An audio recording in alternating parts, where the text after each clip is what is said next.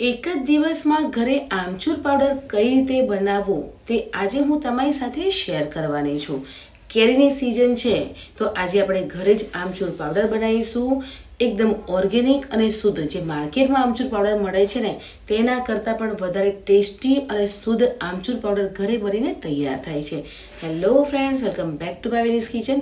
Friends, આજે આપણે ઘરે આમચૂર પાવડર બનાવીએ છીએ ત્યારે મેં 1 કિલો દેશી કેરી લીધી છે. મેં એકદમ દેશી કેરી આવે છે ને તે લીધી છે, પણ આના કરતાં પણ મોટા ફળવાળી કેરી મળતી હોય છે તે કેરીનો પણ આમચૂર પાવડર બનાવી શકો છો. પણ આમચૂર પાવડર છે ને તે દેશી કેરીનો બનાવીએ છીએ ને તો તેની ખટાશ વધારે આવે છે. તો અહીંયા 1 કિલો દેશી કેરી છે તેને ધોઈ લેવાની છે અને આ રીતે ક્લીન નેપકિનથી લૂછી લેવાની છે. હવે આમચૂર પાવડર બનાવો ને તે એકદમ ઇઝી છે અને ફટાફટ બનીને તૈયાર થઈ જાય છે. આજે મેં આમચૂર પાવડર બનાવવા માટે 1 કિલો કેરી લીધી છે, પણ તમારે 4-5 કિલો કેરીનો આમચૂર પાવડર બનાવવો હોય ને તો પણ તમે બનાવી શકો છો. એકદમ ઇઝી અને ફટાફટ બનીને તૈયાર થઈ જાય છે. આ રીતે આપણે બધી જ કેરીની જે ઉપરની છાલ છે ને તેને કાઢી લેવાની છે. તમે જોઈ શકો છો કે ફટાફટ કેરીની છાલ છે ને તે નીકળી જાય છે.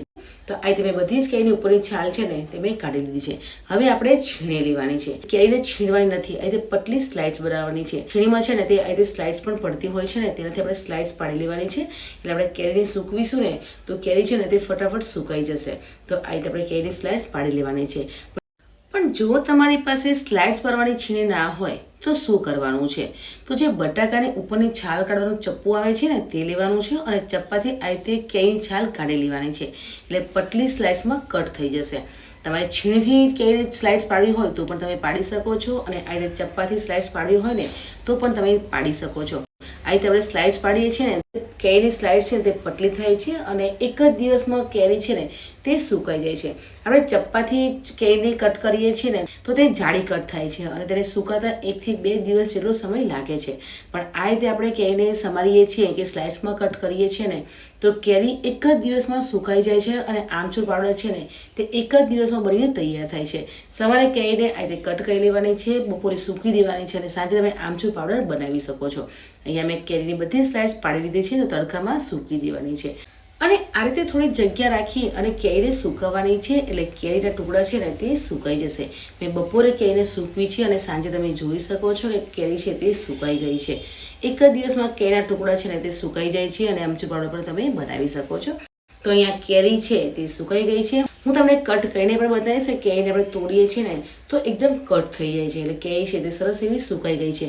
પણ જો તમને એવું લાગે કે કેરી નથી સુકાઈ તો બીજા દિવસ પણ તમે કેરીના ટુકડા સૂકવી શકો છો. પણ અહીંયા કેરી છે તે સુકાઈ ગઈ છે. હવે મિક્સર જાર લેવાનું છે અને જારમાં કેરીના ટુકડા લઈ લેવાના છે અને ચર્ન કરી લેવાનું છે. એટલે આમચૂર પાવડર બનીને તૈયાર થઈ જશે.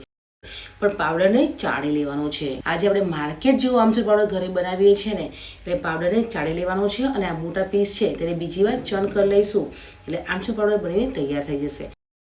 ફ્રેન્ડ્સ, આપણે માર્કેટમાંથી આમચૂર પાવડર લાવીએ ને ત્યારે તે મોંઘો તો હોય છે, સાથે કેવો હોય, ક્યારે બનાવેલો હોય તે આપણને ખબર નથી હોતી. પણ આજે આપણે એકદમ ઓર્ગેનિક અને શુદ્ધ ઘરે જ આમચૂર પાવડર બનાવ્યો છે, તે પણ ફક્ત 40 રૂપિયામાં. કે ભાઈ કેરીની સિઝન છે એટલે કેરી સસ્તી હોય ત્યારે તમે પણ આ રીતે આમચૂર પાવડર બનાવી અને તૈયાર કરી શકો છો. આજે મેં 1 કિલો કેરીનો આમચૂર પાવડર બનાવ્યો છે. તો અહીંયા શુદ્ધ અને ઓર્ગેનિક કેરીનો આમચૂર પાવડર બનીને તૈયાર થઈ ગયો છે. તો તમને આજની રેસીપી કેવી લાગી કમેન્ટમાં જરૂરથી જણાવજો. Bye bye.